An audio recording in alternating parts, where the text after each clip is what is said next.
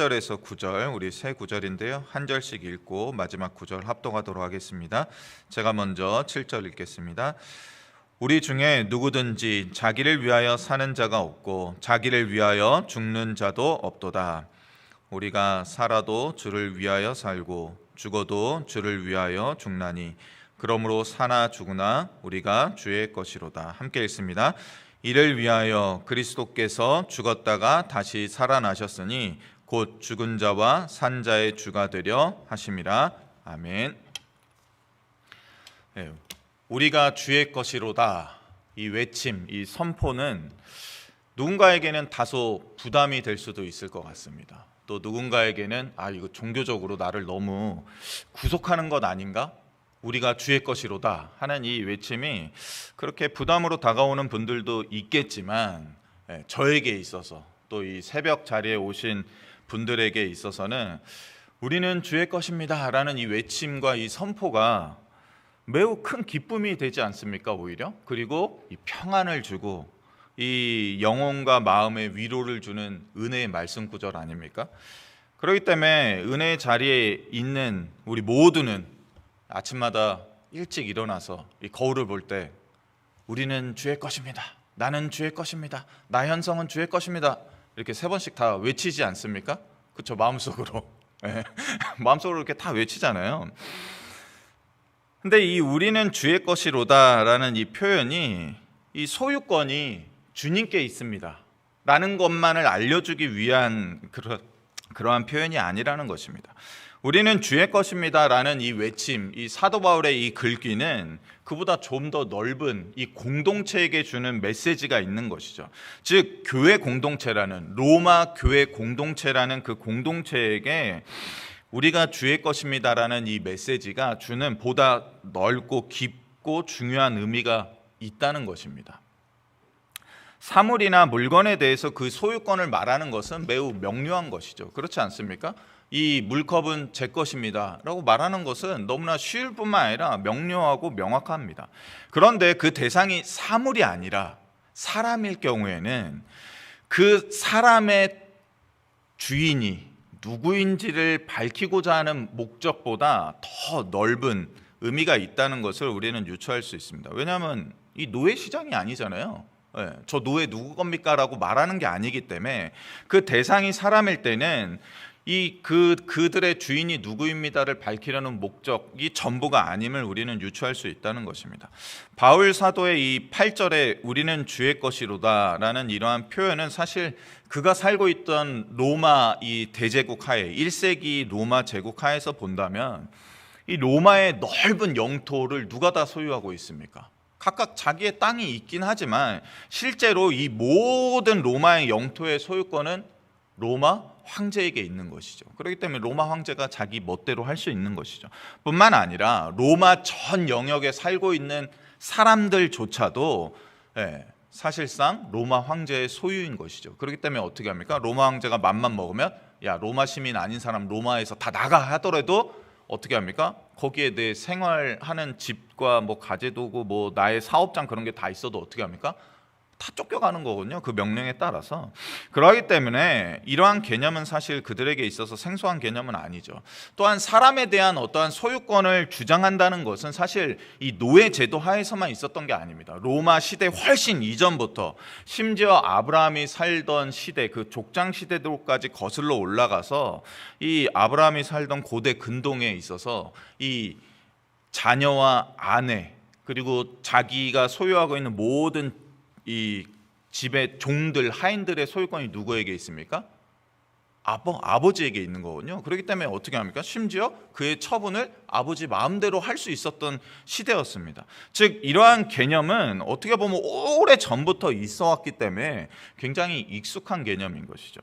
우리 또한 이러한 개념을 어색하게 여기지 않습니다. 어색하게 여기지 않죠. 왜냐하면 우리가 보통 딸이나 아들을 낳을 때 넌 누구 딸이야? 이렇게 말할 때 아빠 딸, 엄마 딸 막 이렇게 하는 이런 개념이 일상적이지 않습니까? 그러나 바울 사도는 이러한 개념을 가부장적 사회 구조 하에서나 또는 자연법의 근거에서 말한 게 아니라 이 구약의 언약으로부터 이 개념을 발전시켜 왔는데 레위기를 보면 여호와 하나님께서 친히 이렇게 말씀하셨다는 것입니다. 말씀하셨다는 것입니다. 레위기 26장 12절에 보면 나는 너희 중에 행하여 너희의 하나님이 되고 너희는 내 백성이 될 것이니라. 이거는 율법, 구약의 율법을 성실하게 지키는 이스라엘 백성들을 향한 여호와 하나님의 선포였지만 그것을 사도 바울은 받아서 어떻게 합니까? 이스라엘 밖에 있는 예수 그리스도를 믿어서 새로운 교회 공동체가 된 이 그리스도인들을 향하여서 이렇게 화답하는 것이죠. 그렇습니다. 우리가 바로 주의 것입니다. 우리가 바로 주의 소유물입니다. 우리가 바로 주의 백성입니다. 라고 화답하고 있는 것입니다. 그런데 오늘 본문 로마서 14장을 1절부터 조금 더 살펴보면 로마서 14장 1절에서 3절에서는 믿음이 연약한 자에 대해서 다룹니다. 그러면서 그런 이들의 의견을 수용해라, 받아들여라 라고 말하면서 이 먹는 음식에 대해서 거론하기 시작하거든요. 그리고 나서 5절과 6절에 이르면 저마다 각각 중요하게 여기는 날이 다르다. 그래도 그것이 문제가 되지 않는다라고 말하면서 어떤 특정한 음식을 먹는 자와 어떤 특정한 음식을 먹지 않는 자에 대해서 서술하고 나서 바로 오늘 본문 7, 8절에 이르러서 사는 것과 죽는 것으로 그 이야기를 발전시키면서 그러므로 사나 죽으나 우리가 주의 것입니다 라고 선포하고 있는 것입니다. 즉 사도 바울이 여기에서 말하고 싶은 것은 우리가 주님께 속하였으므로 주님께 대한 신자들의 이 관계가 신자들 사이에 여러 가지 의견 차이를 뛰어넘는 것이라는 것을 알려주는 것입니다. 그리스도인들에게 있어서는 모든 일이 주님께만 달려 있다는 것입니다. 사는 것과 죽는 것, 이것은 정말 이 인류 역사의 오래된 문제인 것이죠. 그러나 이 사는 것과 죽는 것이 음식이라는 문제나 어떤 날을 중요하게 여기는 문제보다 분명히 훨씬 더 중요하며 심각하죠. 그러나 이 사는 것과 죽는 것조차도 어디에 달려 있습니까? 주님께 속해 있기 때문에, 그러하기 때문에 음식이라는 문제나 어떠한 특정한 날에 대한 이러한 여러 가지 의견 차이가 신자와 주님 사이를 혼란케 만들 수 없다는 것을 알려주고 있는 것입니다.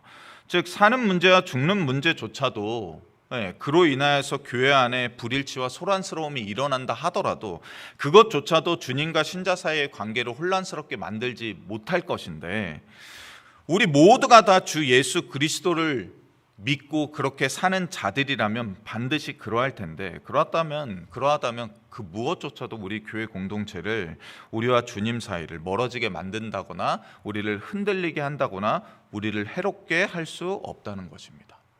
음식이라는 문제가 사실 지금에 와서야 우리는 그렇게 크게 문제 삼지 않죠. 지금도 음식을 가려먹는 많은 민족들이 있습니다. 그렇지만 우리는 그렇게 크게 음식 어떤 거 꼭 먹어야 돼, 어떤 거 꼭 먹지 않아야 돼, 이런 문제로 우리는 다투지 않죠. 그렇지만 놀랍게도 생각보다도 음식 문제에 대해서 여전히 지금 현대 시대에도 많은 이들이 중요하게 여기는 게 있습니다. 지난번에 담임 목사님께서 설교 중에 예화로 얘기하셨는데, 순대 먹을 때 아내는 새우젓에 찍어 먹고 남편은 소금에 찍어 먹어서 그걸로 심히 다퉈서 이제 그거를 가져 이제 어떤 분한테 이제 물어봤더니 나는 쌈장에 찍어 먹는데 이랬다는 아주 재밌는 일화를 얘기해 주시지 않았습니까? 한국인이라면 아침에 밥을 먹어야지, 이렇게 말하는 분들이 여전히 있습니다. 저 어릴 때도 식사할 때 이렇게 항상 어머니가 국을 이렇게 밥이랑 국을 차려주면 제가 항상 국을 먼저 먹었거든요. 그때 어머니가 야 너는 무슨 국을 먼저 먹냐, 밥을 먼저 먹어야지. 아주 이거 문제될 것도 아니잖아요. 사소한 것인데도 그러한 것으로 의견이 분분하다는 것입니다. 여전히 현대에도 하루하루를 살아가기 위해서 매일매일의 식탁의 음식을 먹어야 하기 때문에 음식이라는 것은 사실 간과할 수 없는 부분이죠. 어떤 사람들은 대충 아무거나 먹으면 되지라고 말하는 사람도 있지만 일주일 내내 아무거나 먹는 사람은 없다는 것입니다. 그렇지 않습니까? 아침을 대충 먹었다고 해서 점심도 대충 먹고 저녁도 대강 먹으면 되지 하는 사람은 없습니다. 음식은 그만큼 인간에게, 인류에게 중요한 문제라는 것입니다. 그러나 죽음을 넘어선 생명을 소유한 자로 그리스도인들은 살아가고 있기 때문에 먹는 음식이나 먹지 않은 음식이 따로 정해져 있지 않다고 사도 바울은 다시 말하는 것입니다. 다만 먹는 자들도 주를 위해서 지금 먹으며 살고 있는 것이고, 나는 그 음식을 먹지 않겠노라 하는 자들도 주 안에서 그 음식을 먹지 않음으로써 주를 위하여 살아가며 하나님께 동일하게 감사하며 살아가고 있다는 것을 서로 인식하고 인정해라는 것입니다. 그리고 이러한 바울 사도의 겉면의 바탕에 깊게 깔려있는 확신의 근거가 있는데, 그것이 바로 7절의 말씀입니다. 그는 이렇게 말합니다. 우리 중에 누구든지 자기를 위하여 사는 자가 없고 자기를 위하여 죽는 자도 없도다. 사실 이 구절을 읽을 때 우리 각 개인이 이 구절을 마주 대할 때 받아들이는 부담감이 있지 않으셨습니까? 그렇죠? 야, 맞아. 내가 살아도 주를 위하여 살아야 되고 죽어도 주를 위하여 사는데 나 지금 뭐 하는 거지? 이렇게 생각했잖아요. 하지만 이 메시지는 그런 의미가 아닙니다. 사도 바울이 지금까지 논리로 이렇게 쭉 음식에 대해서 말하면서 그거의 근거로 사용하는 게, 너희가 지금 그리스도 안에 들어와서 교회 공동체를 이루고 있다면 교회 공동체 안에서 살아가는 모든 이들은 자기가 인식하고 있든 인식하고 있지 아니하던 그 공동체에 소속된 모든 이들은 지금 자기를 위하여 사는 것이 아니라 무엇입니까? 그리스도를 위하여 하루하루를 살아가고 있는 것입니다. 그가 죽음에 이르는 길을 가고 있다 하더라도 그것이 주님을 위하여 그러한 삶을 살아가고 있는 것입니다라는 근거로서의 메시지지, 야, 너 그따구로 살지 마, 주를 위하여 살아야지, 죽을 때도 주를 위하여 죽어야지 라고 말하는 게 아니라는 것입니다. 현대 사회도 그렇지만 2000년 전의 로마 사회도 지금의 사회와 크게 다르지 않습니다. 일반적으로 모든 사람들은 각각 개인의 유익과 이익을 위해서 살아갑니다. 그렇지 않습니까? 타인보다는 자기 자신의 이익을 위해 살아가는 것이 일반적인 사람의 삶의 모습입니다. 하지만 바울 사도는 이렇게 말하고 있는 것이죠. 그리스도의 교회를 이루고 있는 자들, 주를 믿는 믿음의 공동체의 모든 일원들은 지금 그의 삶은 나 자신의 유익 때문에 살아가는 것이 아니라 무엇입니까? 그리스도의 유익 때문에 살아가고 있다는 것을 알려주고 있는 것입니다. 나의 이 평범한 하루가, 나의 이 반복되는 일상이 살기 위해 먹어야지, 먹기 위해 살아야지가 아니라 실제로는 주님의 유익을 위하여 공동체의 일원이 되어 살아가고 있다는 것을 알려주고 있는 것입니다. 교회 공동체는 8절에서와 같이 우리가 살아도 주를 위하여 살고 죽어도 주를 위하여 죽는 자들로 구성되어 있다는 것입니다. 왜냐하면 이를 위하여서 9절에 이르기를 그리스도께서 죽었다가 다시 살아나셨기 때문이라는 것입니다. 그러하기 때문에 아니 왜 저런 음식을 먹어서 교회를 해롭게 해? 라고 서로를 비난하거나 힐난하지 말라는 것입니다. 아니 왜 음식을 또 안 먹어? 라고 말할 필요도 없다는 것입니다. 우리 주님은 죽은 자들과 산 자들의 주님이 되신다는 것입니다. 죽은 자들의 주님이 되시며 살아있는 자들의 주님이 되실 수 있는 분이 음식 따위의 문제를 가지고 있는 연약한 믿음을 가진 자나 또는 어떠한 음식이라도 먹을 수 있는 믿음이 강한 자, 그들의 주인이 되실 수 없겠습니까? 아니죠. 죽은 자의 주님이 되실 수 있는 분이라면 모든 이들의 주님이 되실 수 있다는 것입니다. 그렇기 때문에 바울 사도는 이렇게 마지막으로 권면하죠. 먹는 음식이나 먹지 않는 음식에 대해서 서로 다른 견해를 가진 이들을 한 공동체 안에서 비난하거나 힐난하지 않을 수 있도록, 또 서로 그러한 문제로 부딪히거나 하지 않을 수 있도록 서로 조심할 것을 14장 마지막 부분에 당부합니다. 그리고 마지막에 이렇게 말하고 있죠. 22절에 보면 내게 있는 믿음을 하나님 앞에서 스스로 가지고 있으십시오. 자기가 옳다 하는 바로 자기를 정죄하지 아니하는 자는 복이 있을 것입니다. 우리가 믿음의 공동체를 이뤘다는 것은 모두가 다 획일화된다는 것이 아닙니다. 우리가 하나의 공동체를 이루고 대흥장로교회로 모였다는 것은 대흥장로교회의 규격에 맞게 어떠한 일괄적인 모양과 삶의 이 방향성을 가져야 된다는 것을 말하는 것이 아닙니다. 우리가 대흥장로교회 교인이 되었으면 우리 대흥장로회 교회 교인이 되기 위해서는 어떤 음식은 먹고 생활 방식은 어떻고 집은 어때야 되고 차는 뭘 타야 되고 옷은 어떻게 입어야 되고 머리는 어떻게 해야 되고 그러한 규격을 따라서 기성품처럼 이렇게 만들어져야 된다는 것을 의미하지 않는다는 것입니다. 한 교회 공동체가 됐다는 것은 무엇을 말합니까? 서로 의견이 다르고 삶의 스타일이 다르고 생각이 다르며 어떤 날을 중하게 여길지조차도 서로 다 다름에도 무엇입니까? 그래, 우리 모두가 그래도 주의 것이지 라는 고백 가운데 서로가 서로를 뭐합니까? 수용하고 받아들이고 인정해 주라는 것입니다. 쟤는 왜 저래가 아니라 우리 모두가 다 주의 소유이므로 서로가 서로를 깊이 인정하고 받아들이고 믿음이 연약한 자를 수용해 주고 믿음이 많은 자들은 믿음이 약한 자들을 위하여서 그의 삶을 조금 더 배려해 주는 공동체가 바로 우리가 주의 것입니다 하는 이 고백이 실제 우리의 신앙생활에 적용되는 교회 공동체라는 것입니다. 이러한 모습을 우리가 갖는다면 저 밖에 있는 교회 밖에 있는 어떠한 자라도 우리에게 들어올 수 있죠. 어떠한 피부색을 가진 자라도 우리에게 들어올 수 있습니다. 어떠한 삶의 방식을 살고 있는 자라도 우리 공동체에 수용될 수 있는 그러한 포용력 넓은 교회가 될 것입니다. 우리가 바다와 같이 넓은 교회가 되어서 이 가디나 지역사회뿐만 아니라 멀리서도 우리 교회에 오고 싶어하는 그러한 교회 공동체가 됐으면 좋겠습니다. 제가 한국에 있을 때 아주 중요한 사역의 경험이 있었는데 미국에서도 잘 볼 수 없는 경우일 텐데 온 몸이 문신으로 된 형제가 있었습니다. 상상 못할 거예요. 얼굴에까지 문신을 했어요. 근데 그게 너무 후회가 되는 거죠. 이 문신을 지우고 싶은데 지워지지가 않는 것입니다. 돈도 많이 들 뿐만 아니라 고통이 너무 심하기 때문에 온 얼굴에 문신을 했는데 교회를 찾다가 저희 교회까지 오게 된 거예요.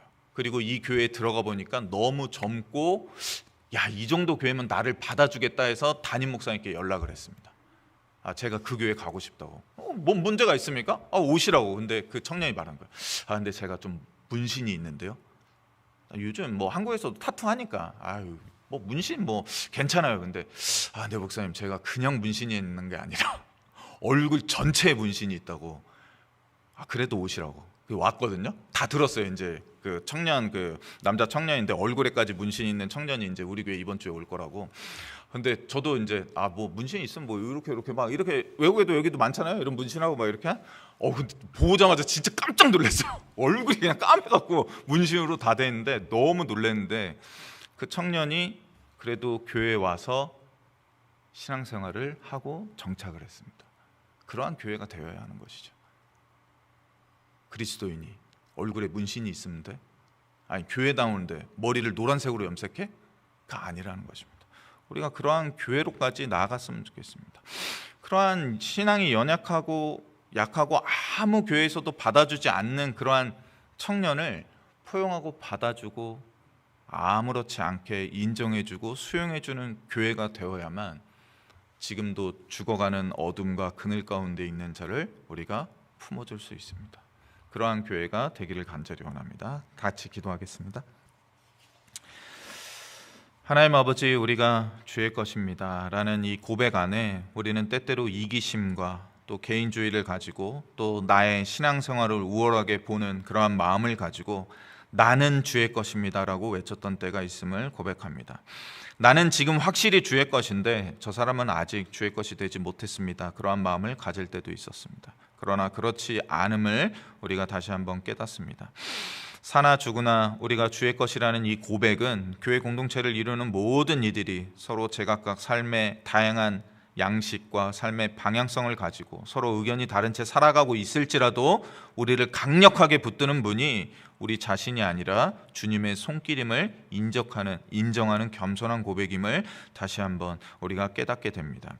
우리 중에 누구도 자기 자신을 위하여 사는 자가 없다는 사실을 주님께서는 사도 바울의 입술을 통하여서 확정시켜 주셨습니다.